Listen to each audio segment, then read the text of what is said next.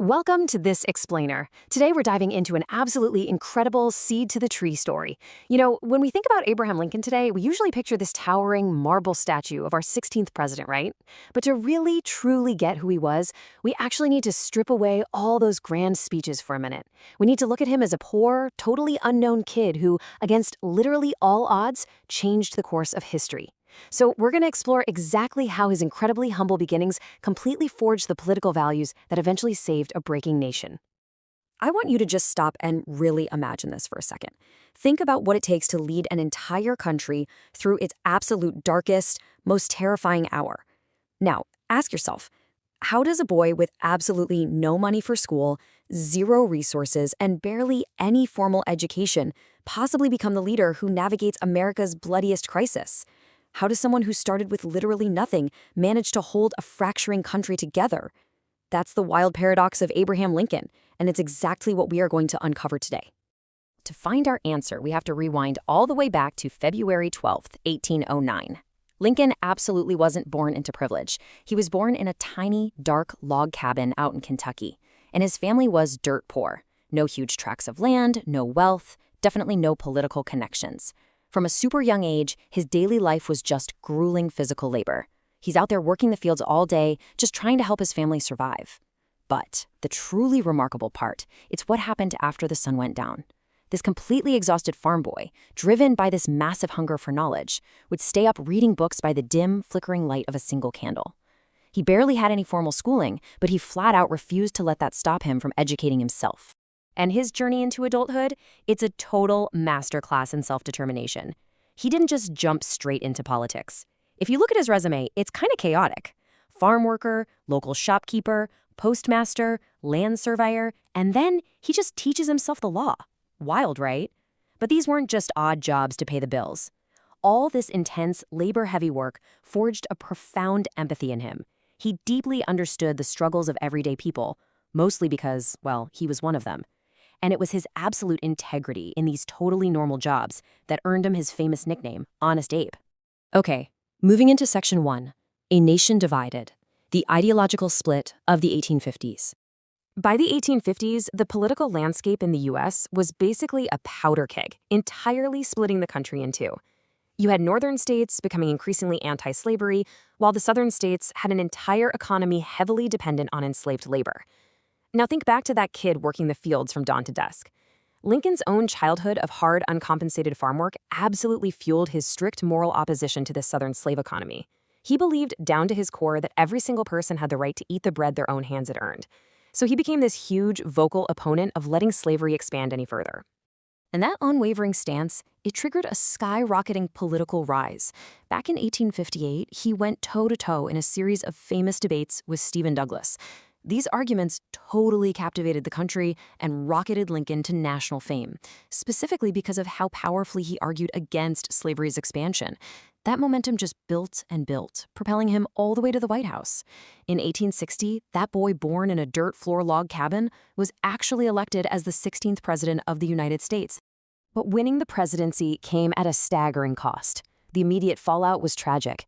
Fearing Lincoln would dismantle their slave-based economy, Southern states started seceding, forming their own separate nation. And just like that, by 1861, the American Civil War had begun, the Union against the Confederate States. Millions of soldiers heading into battle, thousands of families literally torn apart. The nation was suddenly plunged into this desperate, bloody fight for its very survival, and the entire weight of it rested right on Lincoln's shoulders.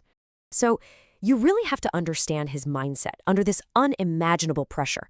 Honestly, a lot of people at the time fully expected him to fail. They thought he was way out of his depth. But he had this one singular, absolutely unwavering goal: saving the Union. That was it. He completely refused to let the democratic experiment of the United States shatter. And you know what? That deep resilience he learned surviving poverty as a kid, that became the exact resilience he used to hold a warring country together. Let's look at Section 2. Defining true freedom, the turning point of 1863. As this brutal war dragged on, Lincoln realized something crucial. Just fighting over territory wasn't going to cut it anymore. He had to elevate this war into a fight for fundamental human rights. Which brings us to the Emancipation Proclamation. Simply put, this was an executive order signed on January 1, 1863, legally declaring that all slaves in the rebelling states were now free. With a single stroke of a pen, he turned the Civil War from a political dispute into a definitive fight for human liberty.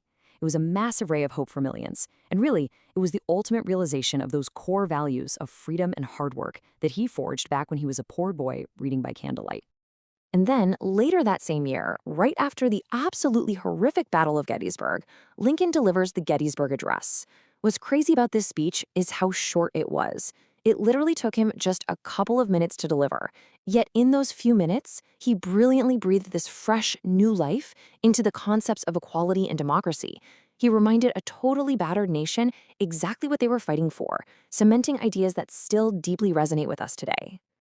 Moving to our final section, Victory and Tragedy, the Price of Freedom.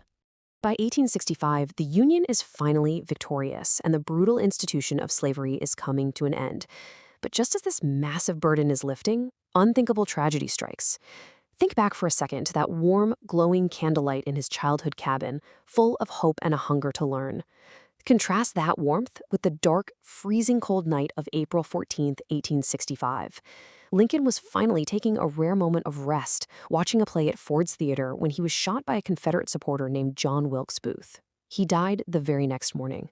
A truly devastating end for the man who had quite literally just saved America.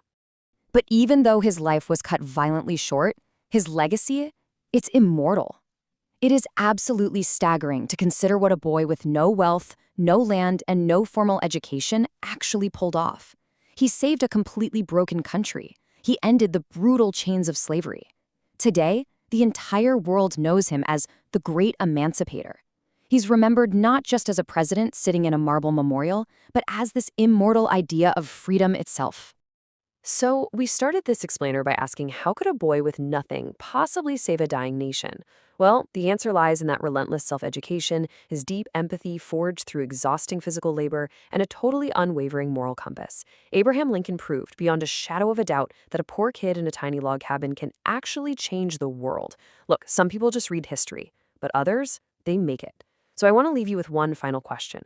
Knowing that your beginnings absolutely do not dictate your ultimate impact, what history will you write?